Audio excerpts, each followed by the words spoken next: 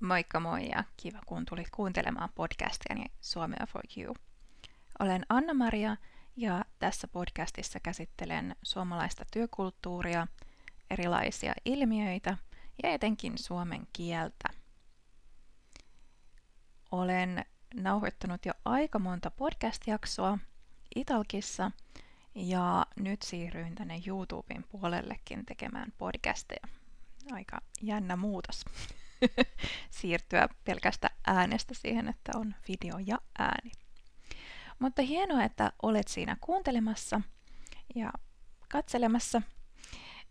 Tämän podcastin jakson aiheena on tosiaan mikä estää oppimistasi. Eli tässä jaksossa pohdin sitä, että mikä voi olla esteenä sille, että et opi kieltä. Hieno intromusiikki. Itse tosiaan opiskelen kieliä, olen kiinnostunut kielistä ja opetan suomen kieltä yksityisoppilaille. Ja näiden oppituntien lisäksi olen sitten kiinnostunut analysoimaankin vähän sitä suomen kieltä ja miten sitä kieltä käytetään eri paikoissa. Esimerkiksi juuri työpaikoilla ja ystävien kanssa ja vaikka hotellivarausta tehtäessä. Mikä voi olla sellainen, mikä estäisi sitten oppimasta sitä kieltä? Tässä jaksossa pidän esimerkkinä suomen kieltä ja kerron enemmän omista kokemuksistani, mitä tulee hebreaan ja venäjään. Ja uusimpana kielenä nyt, mitä opiskelen, on tosiaan sisilia. Tai italian murre, eteläinen murre. Mutta se on osoittautunut aika haastavaksi kieleksi. Sanoisin, että se on ihan kieli, koska puhun italiaa ja huomasin ensimmäisen oppitunnin jälkeen, ettei se kauheasti kyllä siinä auttanut, kun yritin muodostaa lauseita sisilian murteella. Mutta tämä kysymys, mikä estää oppimistasi, laitoin sen itse asiassa Instagramiin omalle Instagram-tililläni, mikä käsittelee tosiaan kielen opiskelun motivaatiota, kerron omista läksyistäni, minkälaisia muistiinpanoja teen ja miten itse lähestyn sitten näitä kieliä. Niin siellä tosiaan kysyin sitten seuraajiltani, että mikä estää oppimistasi, ja siihen sain vastauksia, kiitos niistä. Ja päällimmäisenä nousi se, että arki on hyvin kiireistä. Tässä kiireinen elämä, meidän jokapäiväinen elämämme, on sitten se syy, miksi ei ole aikaa opiskella kieltä. Sitä ei opi, aivot eivät pääse lepäämään ja jää sitten sinne alkeistasolle ehkä, tai ei pääse yhtä nopeasti eteenpäin kuin mitä oli aluksi ajatellut.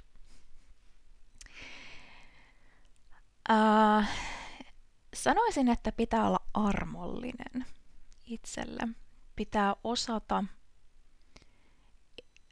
antaa itselleen aikaa ja aivoille aikaa.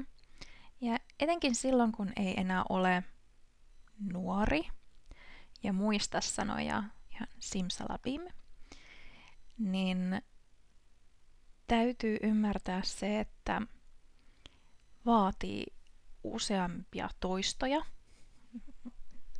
Itselläni ainakin puhutaan siis ihan kymmenistä, ellei sadoista toistoista jokaisen sanan kohdalla. Niin se kiireinen arki, nyt jos otan sen ensimmäisenä esimerkkinä tähän jaksoon, se kiireinen arki, miten sieltä sitten raivaa sitä tilaa sille kielelle ja mahdollisesti oppitunnille. Itse olen jo vuosia nyt esimerkkinä otan siis hebrean. Mä olen hebrea opiskellut enemmän tai vähemmän 10 vuotta. Aika menee nopeasti. Ja jo alusta lähtien mä koin, että se oli helpointa, jos mun oppitunti on maanantai-aamuna. Ja kokeilin sitten tässä vuosien varrella myös sitä, että tämä vakio-oppitunti olisi loppuviikosta tai jopa viikonloppuna. Ja huomasin, että ei ollut samanlaista energiaa kuin mitä sitten on maanantai-aamuisin ja aamupäivänä. Ja jotenkin helpoiten olin sitten rytmittänyt sen aiheen katsomisen tai läksyjen tekemisen niin, että maanantai-aamuna kello 9 epätoivoisesti hikisenä, tuskan hiki niin tein niitä teen niitä hebrean läksyjä ja sitten on se oppitunti ja loppuviikosta tai viikonloppuna voin sitten avata vihon uudestaan. Itselläni on tosiaan tapa siis tehdä muistiinpanoja. Näitä vihkoja olen esitellyt aika paljon siellä Instagramin puolella, mutta kelta nyt on tällainen videomahdollisuus, niin tämä ehdottomasti edistää mun oppimista. Se ei estä sitä. Eli olen puhunut siellä Instagramin puolellakin paljon näistä mun muistiinpanoista. Ja varmaan voin tehdä siitä ihan erillisen podcast-jaksonkin. Mutta ehdottomasti esteeksi ainakin itselleni muodostui sitten se oma arki.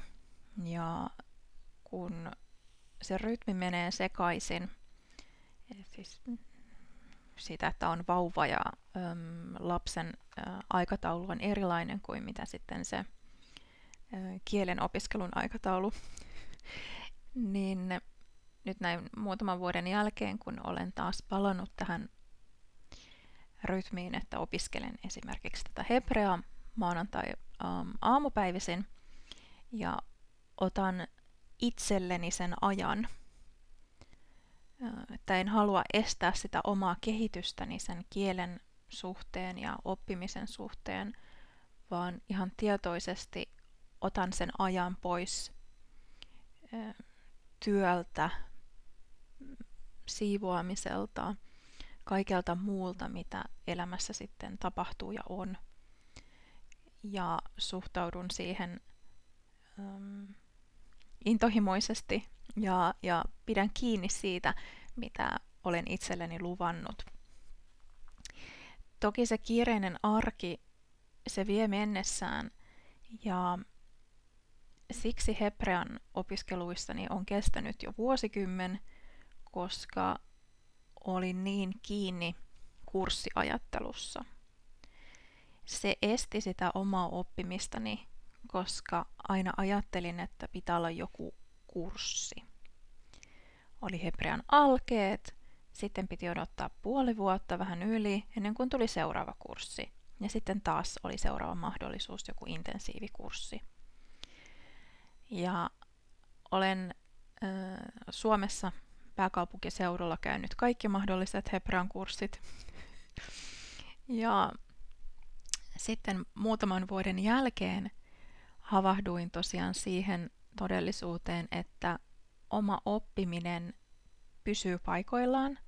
En puhu, siis silloin osasin siis 2-3 sanaa.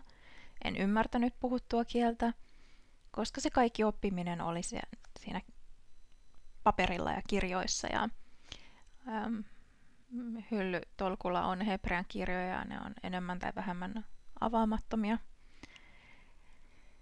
Ja silloin päätin, että en anna enää itseni estää sitä kehitystä, mikä tulee siihen kieleen, koska halusin, että se kieli on aktiivinen ja että pystyn puhumaan. Vaikka en ole ikinä siis käynyt tässä kyseisessä maassa, yritystä on ollut ihan valtavasti ja en ole päässyt kokemaan sitä todellista kieliympäristöä siinä maassa, toisin kuin esimerkiksi vaikka Italiassa tai Venäjällä, missä olen kumminkin käynyt niin paljon, niin silloin kun elää siinä oikeassa kieliympäristössä, niin ei ole mitään esteitä sen kuulemisen suhteen. Kieltähän kuulee, kun ne astuu vaan ulos asunnosta tai avaa television, niin jo siinäkin kuulee, että ei edes tarvitse mennä ulos. Mutta kun sitä ei ole, sitä mahdollisuutta kuulla sitä kieltä aktiivisesti ja jatkuvasti, siis passiivisesti, jos sitä ei niin kuin kuule siinä omassa arjessa ja elämässä, niin siitä tulee haasteita, niin kuin muureja, ja jotenkin itse huomasin, että mä loin koko ajan tällaisia aikatavoitteita. No, katsellaan milloin tulee seuraava kurssi, tai no mä menen tuonne kesäyliopistoon, että Rami Saari tulee, että mä menen taas sinne käännöskurssille. Niin se, minkä voisin tähän vinkki vitosena antaa, pohjautuen siis tähän omaan hebreakokemukseeni, minkä nyt hyvin näin syvällisesti selitin, niin suosittelen, että raivaa tilaa sille kielelle. Ihan konkreettisesti laittaa sen aikatauluun, milloin opiskelet. Joko opiskelee yksin, itsenäisesti, tai kaverin kanssa, tai opettajan kanssa, tai mikä tahansa se muoto nyt itselle sopii, niin ei anna sen hektisen ja vähän juotavaa, kiireisen arjen olla esteenä, vaan ottaa sen osaksi sitä kiireistä ja hektistä elämää, koska silloin kun siitä tulee tapa, ja sen muodostumiseen siis menee kauan, että se on alussa ihan hirveätä tuskaa, syvää tuskaa, hikistä, itkettävää tuskaa, niin joka kerta se on helpompaa se puhuminen, jos tavoitteena nyt esimerkiksi on sen kielen puhuminen sellaisen kanssa, joka on natiivipuhuja esimerkiksi. Tai sitten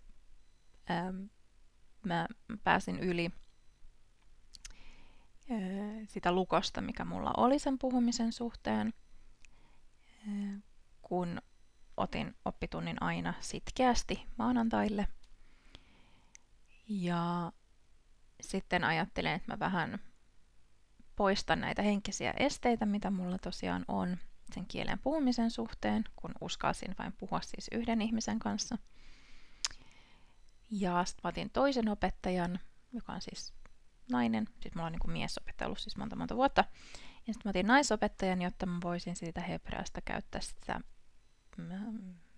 feminiinimuotoa enemmän. Verbien feminiinimuotoa.